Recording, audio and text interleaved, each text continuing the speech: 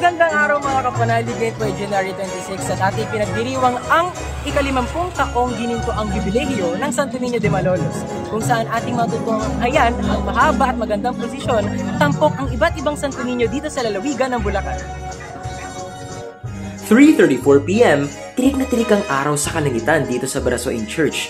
Tunay na nakapapaso ang sinag nito, pero di na namin ito alintana dahil ang tunay na nagliliwanag at sumisikat sa ating mga mata ay walang iba kung hindi ang Santo Niño. Nakapila na mga karosang lalahok sa prosesyon. Ako naman, I took the opportunity to take pictures. Super ganda! Na-amaze ako na may ka-mini version ang imahen ng La Dormido Jesus con Los Angeles. Ang cute! Sa aming paglalakad papuntang Malolos Cathedral, nakalagak sa street na ito ang marami pang karosa at mga imahen. At may mga nakilala pa nga tayo, mga kapanalig dancers. Nagpa-picture sila sa atin and grabe! May bones pa ba kayo dyan mga kapanalig? Sobrang flexible! Hello mga kapanalig! At dito ay may nakilala kaming mga kapanalig na ating nakapanayam. Una naming nakilala ni Nards ay si Nanay Juanita, mas kilala bilang Mommy Nets. Nangangalaga sa Santo Niño de San Juan Bautista. At alam niyo bang 40 years na siyang sumasama sa prosesyon ng Santo Niño dito sa Malolos? Ano yan dati? Santo Niño de la Suerte. Opo. Ngayon, pinalitan ni Father Pais. Kung matatandaan niya si Father Mike Miguel Pais. Ay, namatay na po siya. Opo. Dati naming parish priest yun. Sabi niya, classmate, kaklase ko siya sa Holy. Sabi niya, palitan mo ng pangalan, isunod mo sa baryo nyo. Okay po. Kaya ang baryo namin, Santo Niño de San Juan. Tapos, ako ang nagkaroon ng Santo Niño de San Juan sa lugar namin. 3 na kami ngayon. Okay po. Ito po yung original na Santo Niño de San Juan. 40 years na kami dyan. Ari yan ang anak ko, pero ako siyempre ang matanda, kaya ako ang naka-register. Opo. Tama na siguro yung ganitong pagsisilbi sa kanya, mga nata. Okay na siguro. Nakita namin ang Santo Niñong ito na may cover ng purple cloth. Talagang ganoon na lamang ang pagmamahal niya sa Santo Niñong pinangangalagaan na hindi hahayaang mabilad sa sikat ng araw. Sumunod naman nating nakapanayam ay si Kapanalig Albert Sumera from Hagonoy, Bulacan, nangangalaga ng Santo Niño del Buen Suceso. Ang kanyang ninyong pinangangalagaan ay isasama sa kauna-unahang pagkakataon ngayong Golden Jubilee Fiesta, Primera Salida. Okay, ang Santo Niño del Buen Suceso sa English ay Infant Jesus of Good Events or Successful Event. Related dito sa aking trabaho, which is actually sa event. And yun yung napili kong title para sa kanya. Ako yung nagsimulang maging kamarero, siguro 10 years from now. Madami ako mga alagang santo na i-image si Mama Mary at saka Mapanguli. Si aking ninyo ay actually sa Primera Salida. So dream ko ito para dito sa 50th foundation anniversary ng ating Santo Niño de Malolos.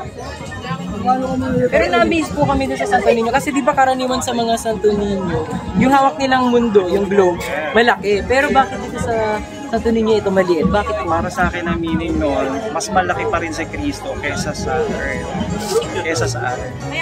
Siyang tunay! Akala natin mas malaki ang mundo, mga hamon at ang mga pagsubok na kinakaharap natin. Pero lagi nating tatandaan na si Kristo pa rin ang pinakamalaki. Basta ituon natin ang pansin at pag-ibig natin sa Kanya at sa ating kapwa, tiyak na siya mismo ang mag-aahon sa atin sa pagkakalugmok sa ating mga pinagdaraanan. 2 kamarero, 2 kwento ng pananalig, 2 titulo ng Santo Niño. Ang isa ay noon pa man sumasali na sa prosesyon. Ang isa na may sasama sa kauna-unahang pagkakataon. Kahit ganun pa man, sa puso't diwa, ang pinahahayag ay ang pagmamahal at pasasalamat sa Santo Niñong hindi sila pinabayaan kailanman. Kaya't narito sila sa prosesyon, nakikiisa at nagpapatuloy ng debosyon. 4:26 PM ay marami ng tao sa katedral. Magsisimula na ang prosesyon. Nakaka-overwhelm pero masaya akong makita na maraming nanonood at sabik. Nakita rin natin ang mga kapanalig natin mula sa San Diego Dance Company na buhat pa sa Cebu. Maayong adlaw, kapanalig! Hindi pansin ng mga manonood ang init ng panahon, ang siksikan ng mga tao, ang ingay ng kapaligiran. Naghahari kasi ang ligaya, pasasalamat at pagmamahal para sa Santo Niño. Uy, shoutout sa'yo, classmate John Francis Robles mula sa Hagonoy. Long time no see. Nakatutuwang malaman na buhat pa sa iba't ibang lugar ang mga ninyong nakilahok sa posisyon. Hindi mawawala ang mga energetic dancers. Ayaw yung atras. O sige, dinapatras ko kayo. Biro lang. Sige, atras. Atras kayo, hihikain kayo dyan. Mga nagpapaagaw ng candy at may nag-aabot pa nga ng suman. Talagang nagkakagulo sa mga hinahagis na matatamis. Natutuwa rin ako sa pag-aanotasyon ng mga nasa stage kasama si Father J. Lina. Buhay pa ata yung isda. Ano ba yung bungus tilapia? Di ba kiriya? Doon, magdasal po tayo sa banal po Santo Niño.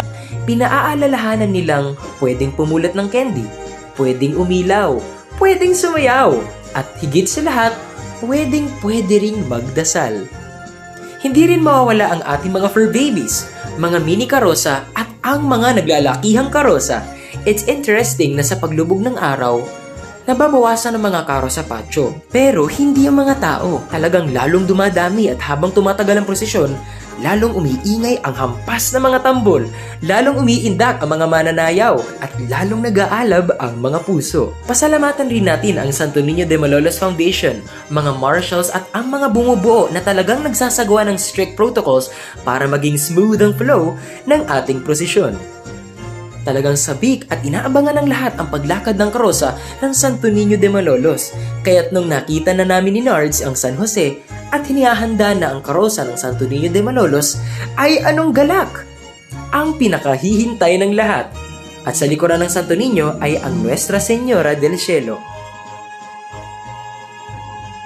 At dito na naman po nagtatapos ang isa na namang Math Ventures. Tampok ang pagdiriwang at napakahabang prosesyon para sa ika-50 taong ginintong jubileyo ng Santo Niño de Malolos. Mabuhay ang prinsipe ng Bulacan!